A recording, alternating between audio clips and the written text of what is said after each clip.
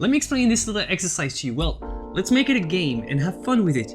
And then I'll tell you why it's probably one of the most crucial things you need to understand as a painter and how your paintings will suck until you master it. And it works like that. Take a large brush and make a big rectangular flat stroke. Now pick a different pigment, whatever it is, it doesn't matter as long as it's nice and opaque. In this case, I'm using Venetian red. And the goal of this game is to apply a fresh stroke of the second color without letting be tainted by the color underneath. And you have 3 attempts to do it, but if you can make it with 1, you get a bonus. There we go. And this exercise teaches one thing, is that the most crucial thing about brushwork for a beginner painter is to understand that the way you hold and control your brush defines the energy and the character of your painting. It's not just about applying paint, it's about how pressure and angle and movement affects the strokes that you create and the appearance of your final colors. So this is the secret that changes everything. You need to master the concept of brush pressure. This simple idea can transform your brushwork from tentative to confident. Whether you're creating bold, textured marks or delicate transitions, here's how it works. Light pressure allows the bristles to gently skim the surface of the canvas, creating smooth, soft strokes like that. Light pressure. But here in my case, it's too light. And it's pretty counterintuitive because light pressure is technically not the best for blending. Light pressure is what you actually want if you want to prevent the strokes from blending. When you use firm pressure, you push the brush into the canvas and it compresses the bristle and it has a tendency to blend all the pigments together. Now you can see how the firm pressure changes everything. And by the way, I'm exaggerating here, but when you have a brush that looks like this, it's a sign that it's just too firm, so you have to let go. So this simple little brush game teaches you a lot of important things about brush control and pressure control. And it changes everything. By consciously adjusting your pressure, you gain instant control over the texture, the thickness, and the emotion of each stroke. Light, gentle strokes can convey softness, airiness, distant atmosphere, and they also are better if you don't want the strokes to blend fully, or if you want to control how much they blend or how visible the brush strokes are in the end. You want soft, gentle strokes, gentle pressure. Strong strokes with high pressure will create something more blended, more unified. Stronger pressure generally gives more smoothness but less expressiveness. And this sensitivity to pressure and this control over light or hard pressure that gives your brushwork all the life and versatility and variety that a painting needs. And that's not all, because the pressure also affects the way your colors look on the canvas. If you want your colors to stay true to what you're mixed on the palette, you need light, controlled pressure and decisive brush strokes to keep the colors vibrant.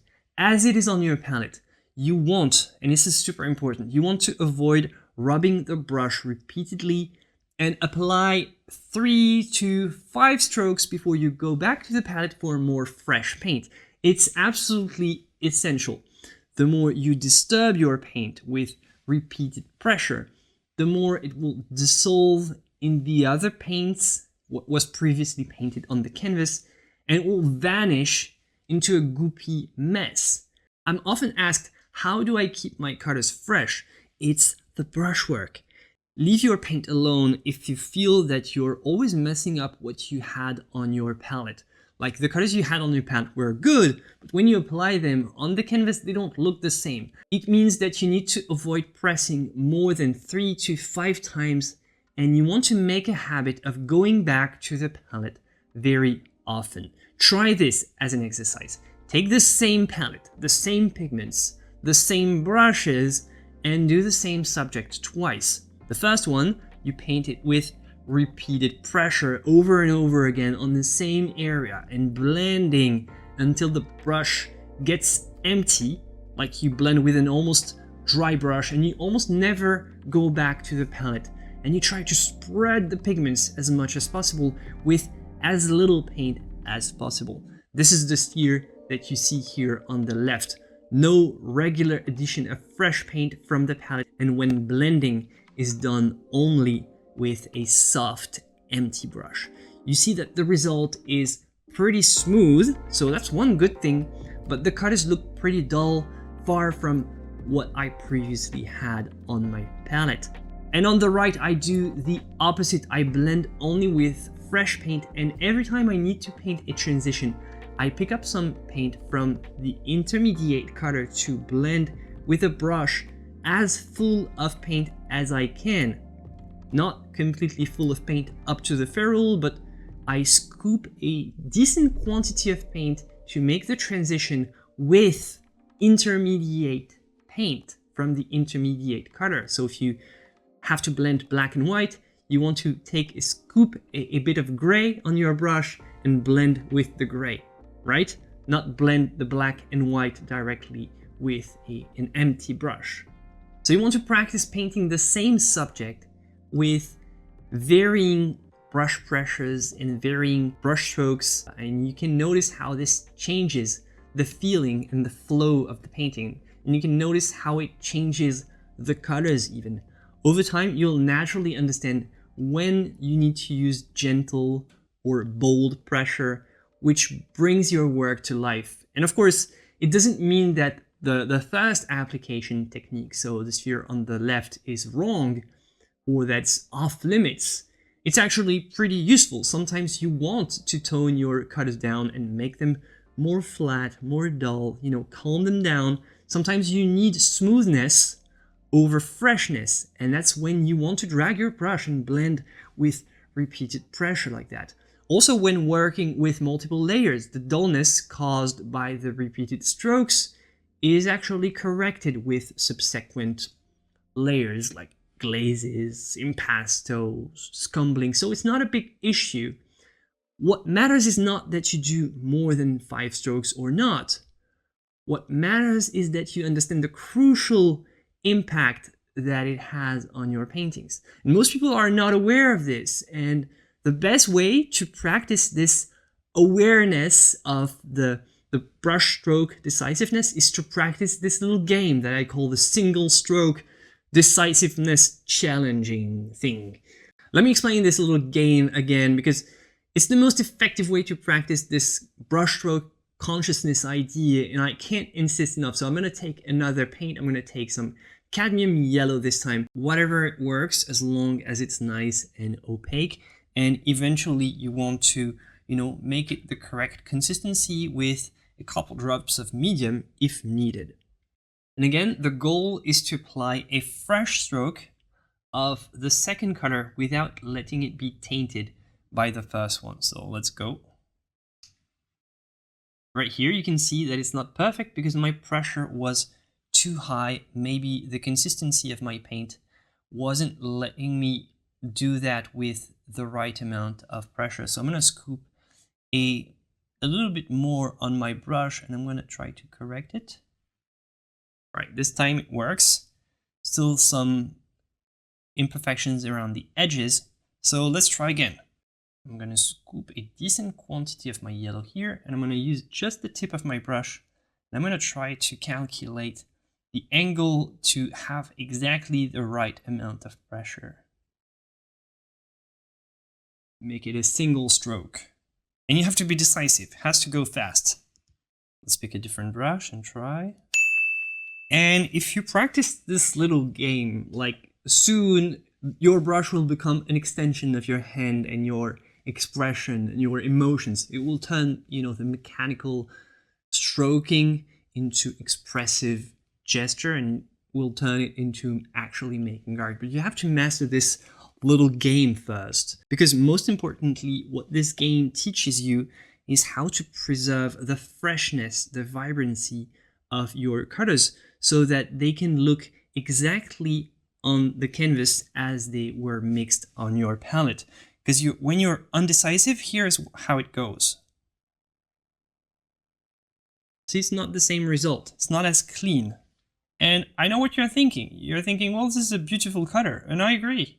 Sometimes you want to mix this way and blend this way.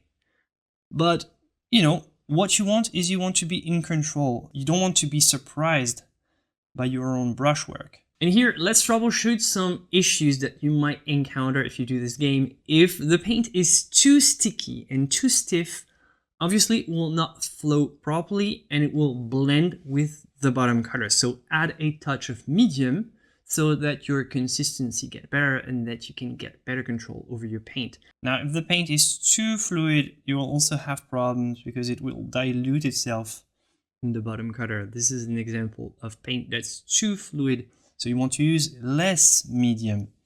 You control your brush strokes by having them be a little crisp. You don't want the brush strokes to, run off from your canvas. And the more stiff the paint, the better control over it you have. But remember that sometimes you can get things that are just too stiff. Will not spread really well. The opacity and the thickness of the paint is also a factor. Some pigments simply have a better covering power than others, so you want to prioritize strong pigments like the cadmiums I used. This Venetian red, which is absolute beast, has an absolute massive covering power, so it covers this no problem at all. You want something with heavy body, kind of pasty, and you want to avoid transparent pigments. For this exercise, they have less covering power, so they can't cover it as well and do the kind of things that we want here. But if you have the right pigments, a lot of the problems that you'll face will come from the pressure and your control over the pressure, which is exactly what we want to work on. If your pressure is too high, like so, it will blend. And if it's too light, it will not apply properly. If the angle at which you hold your brush is not good enough, the bristles will sink in the paint and it will blend with the rest. If you're too slow, it will stick. If you're too fast, it will not leave a proper mark. So it's all about controlling the triad: pressure, angle, and swiftness of the motion. But the final thing that you need to know is that this game can't be played with any brush of any type or any size. You want a relatively large, soft brush with good paint retention and not too much spring. So really understanding which brush works best for this exercise is also going to be a key life-changing element that you're going to learn from this game for your future painting. And actually, let's dedicate an entire chapter about selecting the right brush, because selecting the right brush is an art form of its own, so let's talk about it. For beginners, it's a good idea to start with a mix of sizes, perhaps size 2 or 4 round, a size 6 or 8 filbert, and a size 10 or 12 flat, so that you can explore a variety of techniques. And every time you need to paint an area, the principle is that you pick the biggest possible brush that will do the job for said area. You want to visualize your stroke in advance and see if it just fits. And this is how you select your brush. This strategy is here to make sure that we limit the number of strokes to the minimum. If you pick a larger brush, you can keep the colors more vibrant by default because you rub the brush less on the canvas to cover the same surface area. By default, you want to be conservative in your brushwork, and if needed, then you can blend with repeated pressure and smaller brushes, but only if you're aware of the effects that it has. But only experimenting with different brush will allow you to start developing a feeling for how each one affects the paint and the canvas.